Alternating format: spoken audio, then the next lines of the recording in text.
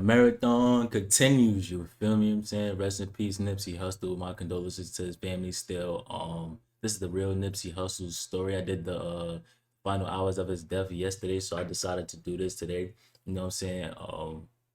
We ain't gonna talk too much. I know he did have a lot of documentaries of his own coming out on certain people that never got to, be fully put through. And some people were supposed to work on it, I guess, and it never happened. I don't know why, but only they know why, and it was never spoken again. But maybe y'all could let me know why, like the documentaries that he had that other people said they were gonna take on didn't. Like, what was the, you know what I'm saying? Let me know in the comment section, like, why the documentaries that he was supposed to do, other people said they was gonna take on, you know what I'm saying, just to give thanks to him and never did.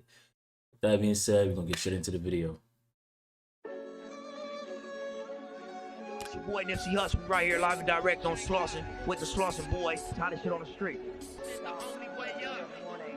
Hip-hop stars ultimately and finally death. Nipsey Hussle was murdered in broad daylight outside I was been supposed to fold all this pressure. I was been supposed to change up.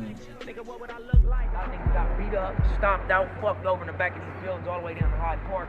This 60th right here.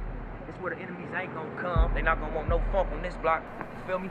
But other than that. Hermes was born August 15, 1985 in South LA's Crenshaw district. Although his parents separated, he grew up with both his mom and dad in his life, and they only lived a few minutes apart. His family consisted of himself, his little sister, and his older brother, who he would later refer to as Black Sam. Hip-hop was always a part of his life. As early as 6 years old, he was already memorizing songs by his favorite rap group, Crisscross. At the time, a lot of young artists were getting signed to labels and blowing up, so as long as he could remember, his only goal was to make music and sign a record deal.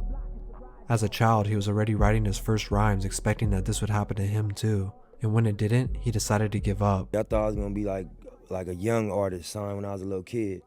I guess when I was probably 8, 9, my goal was that by the time I'm 12, 13, I'll be signed and cracking.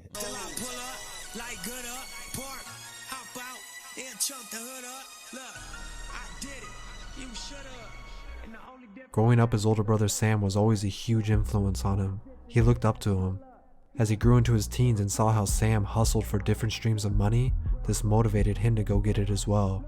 In 6th grade, he was already working his first job shining shoes at a shop around the corner in Slauson. Some days he was making almost $100. This was a lot of money for a kid his age, and even if he wanted to spend it all, he couldn't, so he credits this to teaching him how to stack and save his money. This only made him want to make more, so he started selling candy and mowing lawns on the side too. Even though he enjoyed making money, in the back of his head he knew he still wanted to pursue music. A friend who lived across the street from him was the only one on the block who owned a computer. He used his money he saved up to buy a microphone, and at just 11 years old, he recorded his first song ever over a Snoop Dogg instrumental. His mom saw how interested he was in music, so she ended up signing him up for a program that took kids to music studios and taught them how to use the equipment. Because of this, he gradually started to learn how to engineer his own music as well as make beats. His beats were actually what started to get him recognized in his neighborhood, as his friends started asking him for production. Despite all the side hustles he did to make cash, he still couldn't afford to buy his own studio equipment, as it was very expensive back then. So at 13, he started exploring other options. This is where he made his entrance to the gang culture. It was tricky, I was trying to get low. I felt guilty asking mama for shoes. Weekends at my dad's house. Granny face on the news. More specifically, he joined the Rolling 60s Crips, which was the most dominant gang in the Crenshaw area. With this came his introduction to selling drugs, fights, and shootouts. But in the back of his head, he always knew he had a bigger picture, and he knew he didn't want to do this forever. In the meantime, he was making a lot more money now, and he could afford to invest in himself unlike before. Because of this, he ultimately dropped out of high school in 10th grade. Although he was capable of finishing it, it just wasn't the focus at the time. His mother of course didn't react well to this and even changed the locks on the doors after kicking him out of the house. He moved around the corner to his grandma's, but he says this only provoked him more, as he was now unsupervised and could hang on the block all day. Being in the streets never distracted him from chasing his dream of music though. At about 15, he really started to consider it a way out. Initially, he was rapping under the name Concept. He ended up forming a rap group with his friends, which included a guy named Brian, who you might know as Kid Ink now. Their group was called the Stranded Minds. They ended up getting their hands on enough equipment to record and brought it back to their friend Rimpa's house. This is where their grind started. One day he was recording and realized he needed a name that better suited the way he lived. A friend of his named Baby Gooch told him to give him a few days and he'd come up with a name for him. He ended up leaving the house that day to make some money, and when they all met up a few days later, Baby Gooch saw how easy it was for him to make cash, and he told him to rap under the name Nipsey Hussle. This was a reference to Nipsey Hussle, who was a poet and comedian in the 1950s, and they just changed it around to better suit his lifestyle. Meanwhile this is going on, Nipsey is still very much in the streets and still gangbanging, and his reputation was starting to spread. He dropped his first mixtape in 2003 titled Fuck the Middleman, which he sold out the trunk of his car in the hood and performed at small parties on the block. This was also around the time that his mindset started to change. When he was 18, his family took a 3-month trip back to his father's homeland, and when he saw how people were living over there, he realized how blessed he actually was. When he returned, life in the streets were also becoming more dangerous. He was involved in a shootout that was caught on camera. Nipsey was never identified, but a few of his close friends were. When he saw the sentences they received, he realized this life was only going to lead him to jail or death, and this moment changed his life. He sold his white Lincoln to a friend, and he and his brother went 50-50 on building their own studio. He knew it was time to invest everything he had into himself and his brand. In early 2005, he filed the paperwork to start his own label called Slauson Boys. With his own spot to record at, he was able to turn out music much faster. In December of 2005, he released his mixtape Slauson Boys Volume 1. He printed out copies and gave them to everyone he knew to help pass them out. His pitch was, if it's whack, throw it out your window. And because of this, he says a lot of people actually took it and listened. That was my sales pitch. That's Gilly? Hold on. So damn, Gilly was tapped in from... Okay. Gilly was tapped in from back then? That's crazy. I'll be on Crenshaw Slauson in front of the Master Burger. I just thought it was so many people that was... Oh, check my CD out, buy my music. Yeah. I wanted to distinguish myself. So I'm like, if it's whack, throw it out the window. I'm going to sit right here. And a lot of times they'll be like, just because I said that, like, man, let me check that out, huh? Family broken, so I stand with my niggas. Showed up to every shootout, but I ran for my feelings. Time for those, I got a plan to get millions. His buzz locally started to form, but it was still very small. A friend of his named Big U saw the work he had been putting in and offered to manage him. This ended up being a great move for Nipsey, as Big U had many connections. One of those was a man named Steve Lobel, who heard the Slauson Boys mixtape and loved it. Now Nipsey had 2 managers. Steve and Big U pushed his vision like it was their own. His managers even got him his first taste of the mainstream in 2006 on Tupac's posthumous album, Pac's Life, where Nipsey featured on a song. But just as everything was going well, he was still facing setbacks. In November of that year, his brother's house got raided by the cops, and they ended up taking all their studio equipment. Nipsey ended up facing charges as well for a shotgun they found. This setback caused him to hit the streets again to make some money for a lawyer, but luckily for him, he already had a lot of music he previously recorded. He put that music on a demo tape, and one day he was on the block when rapper The Game pulled up to a red light. Nipsey gave The Game his demo tape, and he ended up calling him that night to work. The Game wasn't the only one taking notice of Nipsey's hustle, and a film director even reached out that same year, casting him in the Bone Thugs-n-Harmony movie, I Tried. While on set filming the movie, he would meet Johnny Shipes, who had his own label under Sony and Epic Records. He was the only person at the time who was willing to take a chance on Nipsey because of his gang affiliation. And he was like, well, there's this kid Nipsey Hussle, but he's a real street dude. I don't know if you're gonna wanna, he's in the mix out there. So I looked him up and he had like 1 song on there. This song called Bullets Ain't Got No Names. And I was like, yo, this is fucking incredible. To the people, I'm a hero unsung. Good thing I don't want fame, I want funds. But if they say my name, the bell rung. I've been through so much. That's the video I remember. Like before I fully knew Nipsey Hussle, like I didn't really know too much about him until that, and like a little bit before he passed. That's when I really started to know about him. But I'm gonna continue with it. I'm gonna tell y'all what I gotta tell y'all afterwards. But once again, trouble found its way back into his life. Right after signing his deal, he was at a party where an underage female falsely accused him and others of sexual acts. Now that he had money from his deal, he was able to hire a good lawyer and beat the case within 2 months, so it was time to push his music to another level. He was getting buzz for a track he had out titled Bullets Ain't Got No Name, which was produced by Kid Ink. This would also be the title of his first mixtape under the label, which dropped in April of 2008 and got his foot into the industry.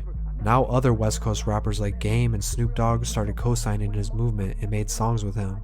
He followed this tape up with Volume 2, which had the song Hustle in the House. In the music video to this song, they all wore Crenshaw sweaters, and after this video dropped, people started asking where they could get one. Nipsey, Black Sam, and Fat started selling the shirts on the corner, but the police kept confiscating the clothes, so they ended up leasing a store which would become the original Marathon clothing store. Throughout 2009, Nipsey continued to drop music as his buzz was rising fast, but he was still chasing a mainstream name, despite working with Snoop Dogg, Drake, and many others. In 2010, Epic Records had budget cuts, and instead of throwing Nipsey off the label, they decided to give him his own imprint, which birthed the All Money In Records. This momentum got him featured on the 2010 XXL Freshman list alongside J-Rock, Big Sean, and J. Cole. He was? At this point, his name was getting recognized, but his music still wasn't. I ain't even. Yeah, this is why I was gonna save that to the end, but this is why I love this documentary. It's making me rock with him even more for the simple fact that I'm finding out a lot of stuff that I didn't know. Wasn't selling the kind of numbers he and the label expected. He ended up deciding to stay fully independent and do it all himself. Wasting no time, he dropped 2 more mixtapes on his own, the Slauson Boys and the Marathon. Although they performed well, the celebration was short-lived, as he and 4 others were taken into custody after an altercation with the police. During the altercation, the police actually fired shots at Black Sam, but they missed and nobody was injured.